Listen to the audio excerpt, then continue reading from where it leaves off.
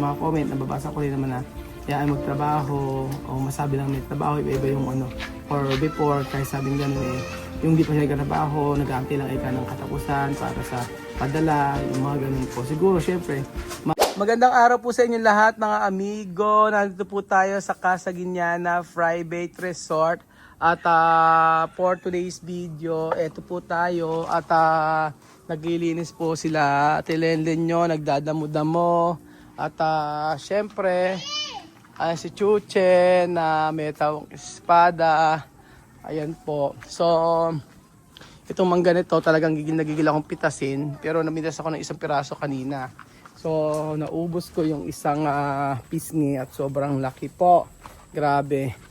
Ayan po, asa na yung mga tao naglilinisan na yata. Tapos nagpauwi na yata sila. So mag-aalas 5 na po ng hapon.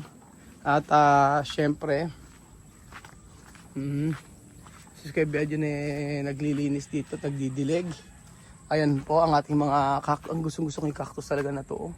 Ang ganda, no? Kulay white siya. Oo, may, galing sa Japan. Kalain nyo, nabuhay namin. So, nagpaparami pa kami niyan. Gusto ko magparami tapos bebenta ko. Oo, alam mo binebenta? Nakita ko sa palengke, ganyang kaliit, 50 pesos. O di ba kung magpaparami ko ng ganito, 100, 200. Ang dami. Di ba? Pwedeng negosyo, mga amigo. Di ba? Di ba? Di ba? Ayan mga amigo, at po sa Kuya Belgium. At so, mag-aabok na po kayo sa Casa Guiñana Private Resort. At na makita niyo po ang ating resort. So, marami nagsasabi, wala naman yata nag-check-in kila Kuya Raul kasi hindi na pa pinapakita. Or walang sasabing ganun. Usually, pag mga Monday, Tuesday, Wednesday, wala naman talaga. Yun ang totoo. Pero pag summer, ay may mga nakabook na dire-diretso po yan. So, ngayon kasi may pasok pa, kaya pag Sabado at Linggo, kadalasan na meron. Ganun po. Pero okay naman din po dahil salamat sa Panginoon dahil na babayaran pa rin natin. Mahina pag may pasok talaga. Pero pag walang pasok, kaldok mga amigo. So ayun po si Kuya Belgium at Kuya Belgium gusto ko. Ayan Kuya Belgium, dapat tigmakin mo ng tigmakin. You know what is tigmak? Oo. Maraming water ang nilalagay.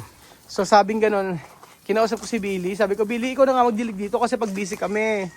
Ayan po mga amigo. O, di ba ang ganda ng ating resort? Ayan, yung mga halaman nating mga nagagandahan. Ito made in Thailand to eh. If I'm not mistaken. Sa Thailand ko nakikita yan mga amigo. So, ayan. Gusto ko po kayong ayan po. Meron akong sasabihin sa inyo mga amigo. At ito ay para sa kaalaman nyo po. Ayan. Meron ako sasabihin sa inyo para sa kaalaman nyo.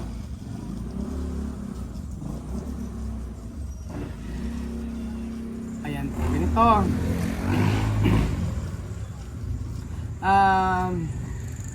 Regarding po sa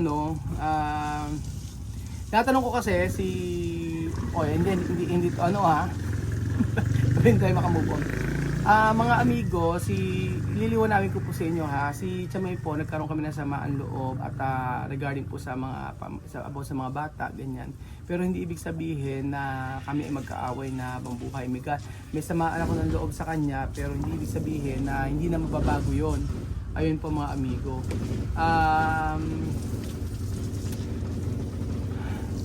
Gusto ko lang liwanagin mga kababayan ko na yung pangako ko sa kanila na ako ay tutulong hanggang sa abot ng aking makakaya ay patuloy ko pong ginagawa para sa kanila at para sa mga bata.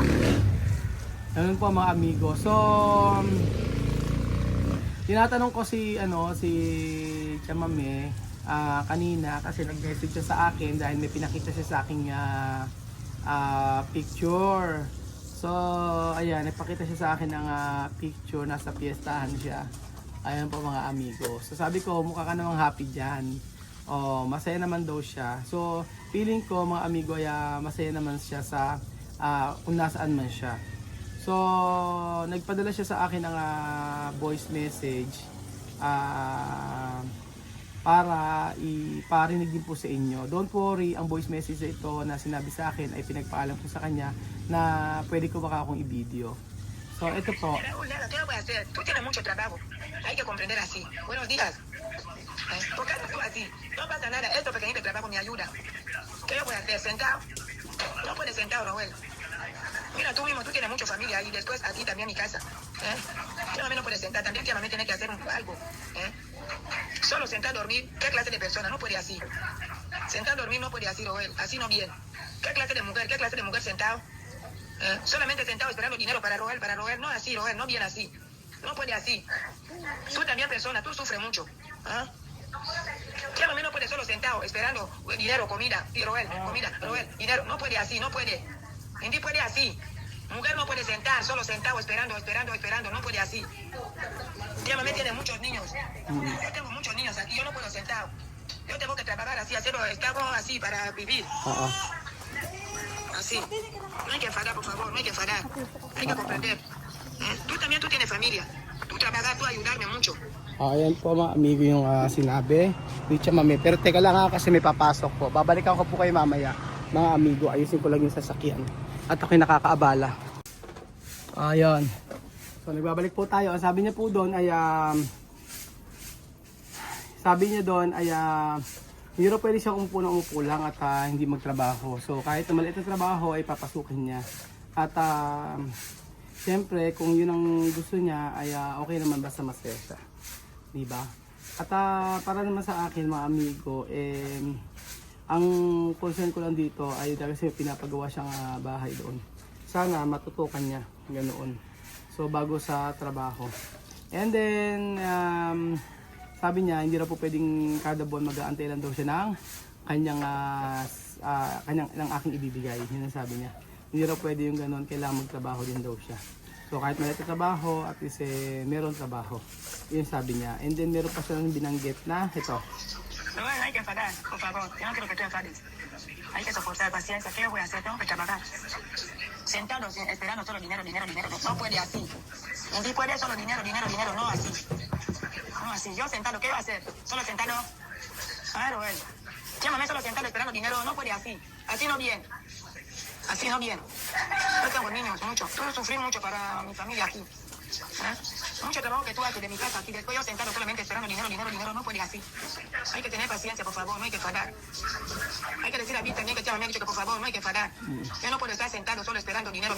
No puede. No así no bien. Solo sentado de dinero todos los días. No. Yo tengo que trabajar. Yun. Sabi niya, ayan, hindi na po pwede na inunit lang niya. Hindi na po pwedeng gano'n na mag-antay lang daw siya ng pera.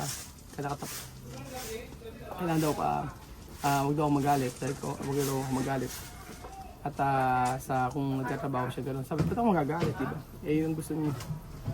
Yun naman ang mga desisyon niya, yun ang gusto niya. Di magtrabaho kung gusto niya magtrabaho. Wala naman na umaawat sa kanya, mga amigo. So, yun. And then yun lang naman sabi niya, hindi pwedeng maupo. Nakaupo, walang gagawin. Katanga lang, ganyan. Yun yung sasabi niya.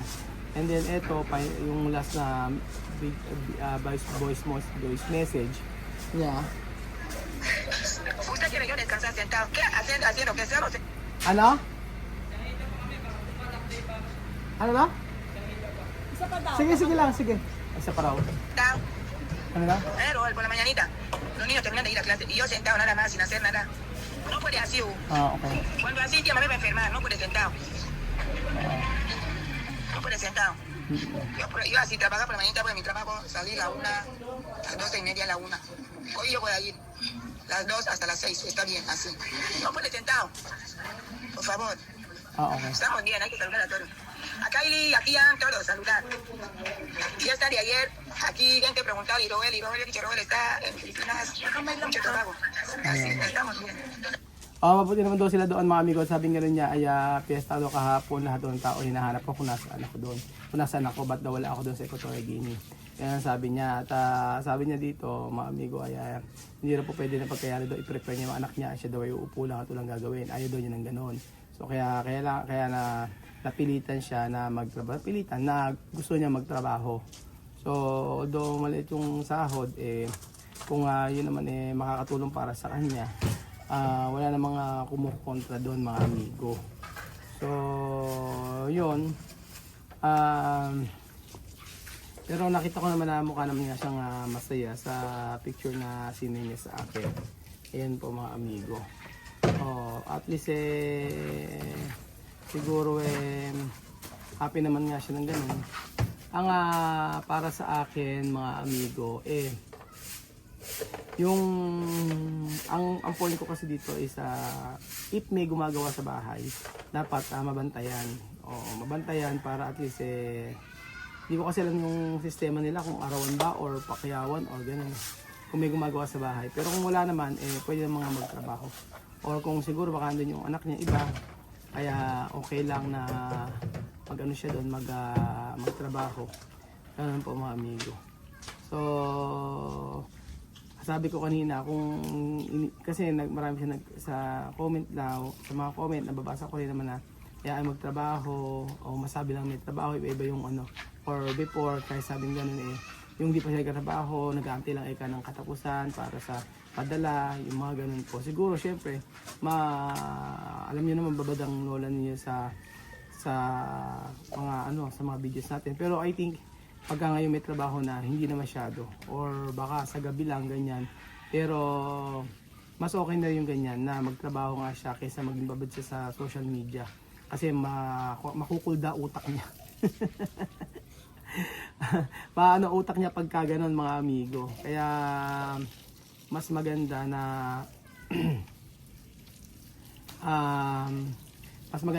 magtrabaho na nga siya.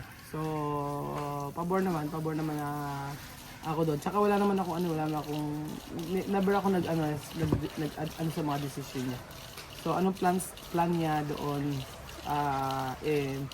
okay lang sa akin.